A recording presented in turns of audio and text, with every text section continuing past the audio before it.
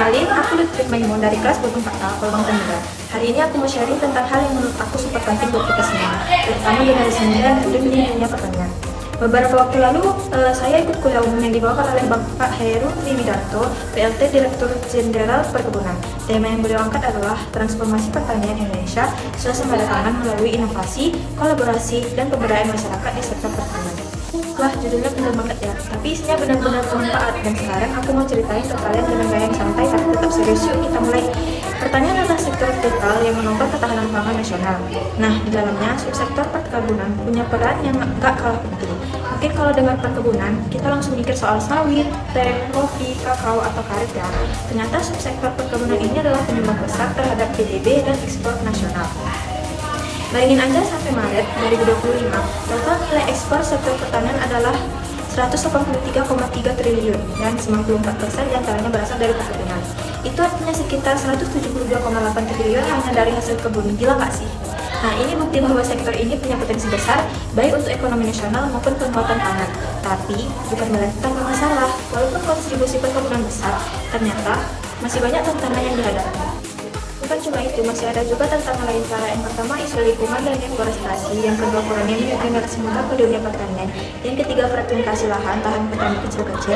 Yang keempat, akses pembiayaan dan teknologi yang terbatas. Dan yang kelima, ketergantungan harga pada pasar global. Makanya sektor perkebunan butuh transformasi total supaya bisa tetap jadi kekuatan ekonomi dan pangan ke depan. Nah, solusinya bukan cuma sekedar meningkatkan hasil panen, tapi lebih dari itu, Pak Heru menyampaikan bahwa transformasi perkebunan dilakukan lewat 3 hal utama. Yang pertama, yaitu inovasi dan teknologi. Yang kedua, kolaborasi antara berbagai pihak. Yang ketiga, pemberdayaan masyarakat lokal. Nah, inovasi itu, contoh inovasi yang didorong saat ini antara lain, yang pertama digital farming dan precision agriculture, yaitu penggunaan teknologi dan data untuk mengatur pola tanam dan pemupukan. Yang kedua, permajaan tanaman, terutama untuk sawit, teh, dan kopi.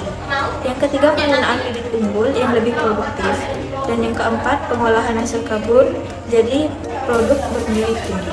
Contohnya kopi bubuk, coklat siap konsumsi, minyak goreng, kemasan, dan lainnya. Yang terakhir, sertifikasi produk dan pelacakan rantai pasok berbasis digital. Kolaborasinya itu transformasi tak mungkin berhasil kalau dikerjakan sendiri. Harus ada kerjasama antara yang pertama yaitu pemerintah, yang kedua swasta atau industri, yang ketiga perguruan tinggi, yang keempat masyarakat dan petani.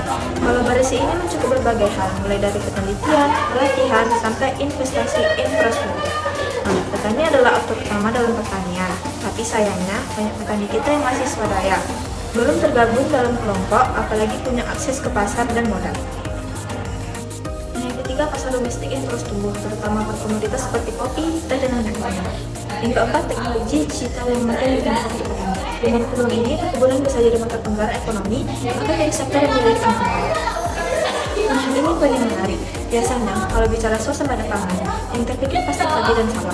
Tapi ternyata sektor perkebunan juga ambil bagian.